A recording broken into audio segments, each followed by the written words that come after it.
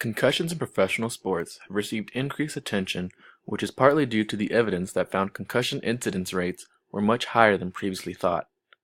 In addition to this, professional football players noticed how their concussion symptoms affected not only their professional careers, but also their interpersonal relationships and qualities of life.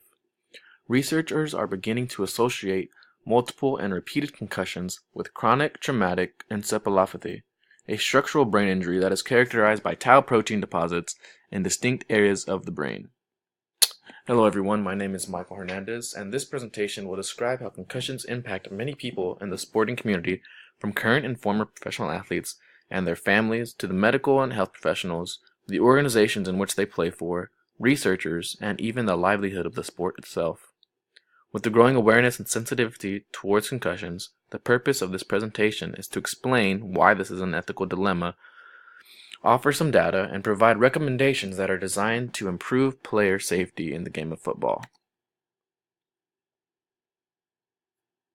To have a better understanding why this issue is even being brought up in a sport ethics class, one must first have a better understanding of what ethics is at a foundational level. Many people have different definitions as to what ethics is, whom it pertains to, and how it should look. In essence, though, ethics refers to a well-founded standard of right and wrong. It is what humans ought to do, usually in terms of the benefit of society, fairness, obligation, rights, and specific virtues. As it pertains to sport ethics, though, the letter of the law is no different, just with more specifics. To know how to gauge sport ethics, one must know the difference between gamesmanship and sportsmanship. Gamesmanship is when the outcome is more important than how the game is played. Sportsmanship, on the other hand, is the idea that sport should promote virtue, character, and personal dignity and honor. There are 4 key components to sport ethics, and these include fairness, integrity, responsibility, and respect. Fairness refers to having an impartial and just treatment or behavior without favoritism or discrimination. Integrity is thought of as having the quality of being honest and having strong moral principles.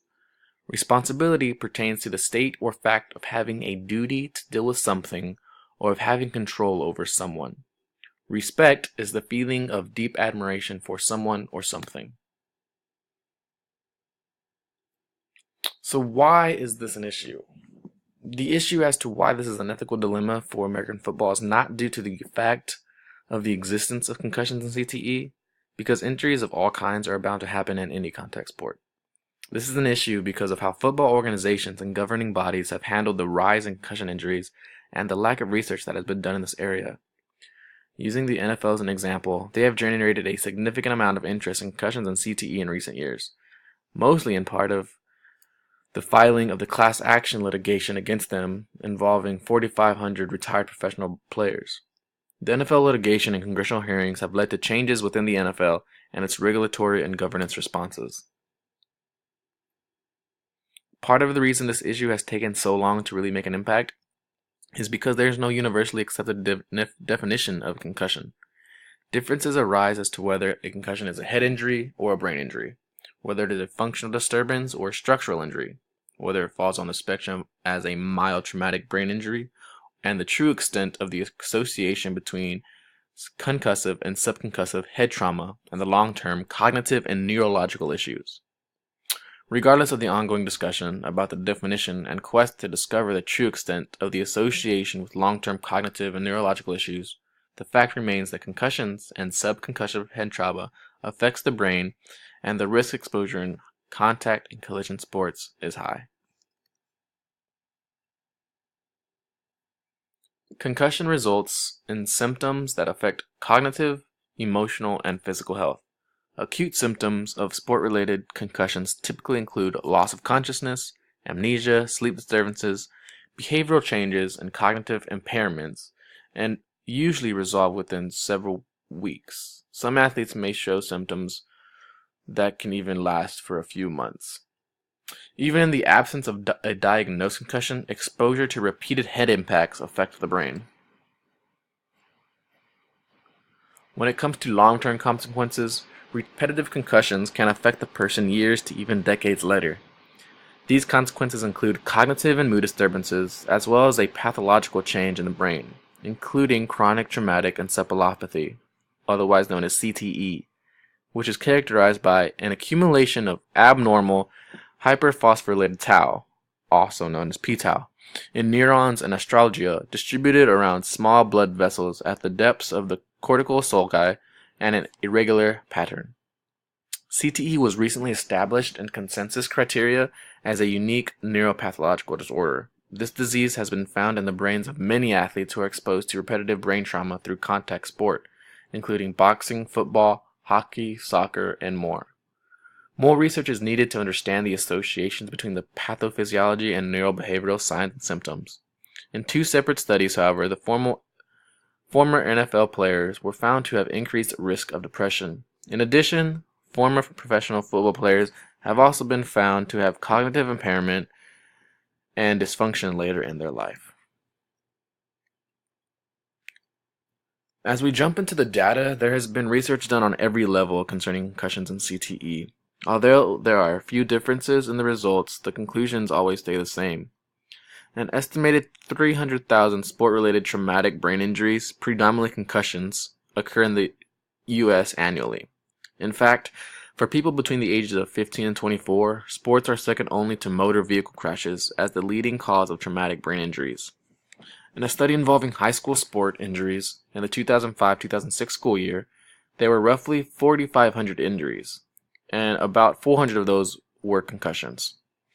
Of those 400 concussions, 80% was caused during football-related activities. Now this study only covered 100 U.S. high schools for one academic year.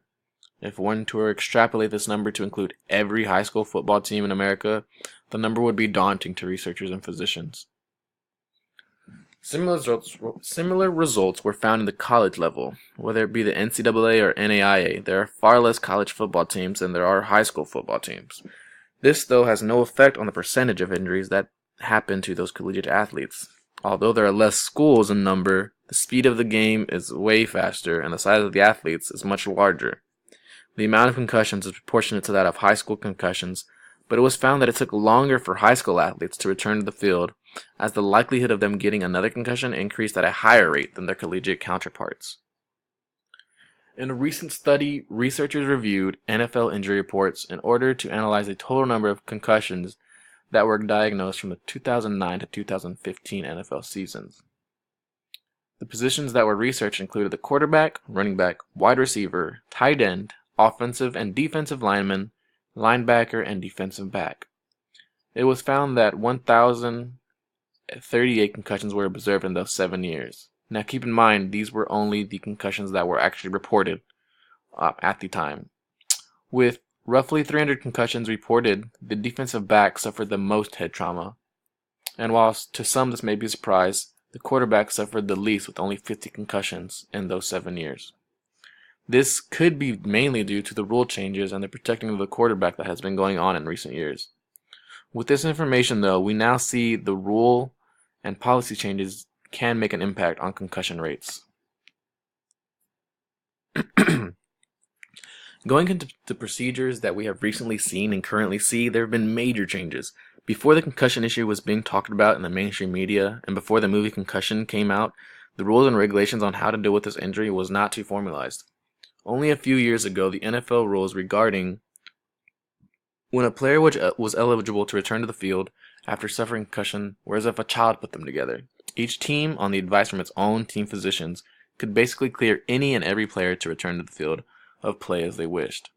Other than mandated neuropsychological testing, there was no external rules or regulations set by the NFL as to prerequisites that needed to be completed before any player could return to the field. With concussions now being mentioned in almost every broadcast of any NFL or college football game, the NFL has made a few adjustments and created a new concussion protocol. If a potential concussion is identified, the player must be removed from the field immediately. Once on the sideline, the player will be met with a team physician and an unaffiliated neurotrauma consultant who will review the play and also perform a focused neurological exam. If there is evidence of a concussion, then the player will be escorted to the locker room for a full assessment. Once the player is diagnosed with a concussion, then he will no longer be able to return to the field. If not, then he can return to play but will be monitored through the remainder of the game. Now, no way, shape, or form do I believe that American football should be abolished due to the negligence of a few parties. While baseball claimed to be America's pastime, football is the one true sport that was actually developed and molded in the United States. Although it has its faults in relation to an injury-prone contact sport, there are other ways in which to try to make it a safer league. This being said, though, I do believe policies, procedures, and actions need to put in place to help reduce and prevent the amount of concussions involved in the game of football. Before one even talks about the specifics of these changes, though, something must be done about the board who actually votes on them. The ideal board would consist of owners, current and retired players, NFL executives, coaches, concussion and CTE research specialists, and practitioners should all be involved in this committee.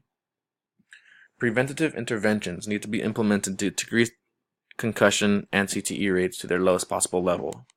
Development of the policies, procedures, and regulations, though, depends solely on increasing the knowledge of concussions, their rates, patterns, and risk factors. Organizations at all levels need to meet up and come up with educational programs similar to the Heads Up initiative the NFL has in place, and ensure football programs at all levels, from youth to professional, have monthly conferences or seminars about issues like proper technique, new improved equipment, and how new rules will be enforced and other policy changes.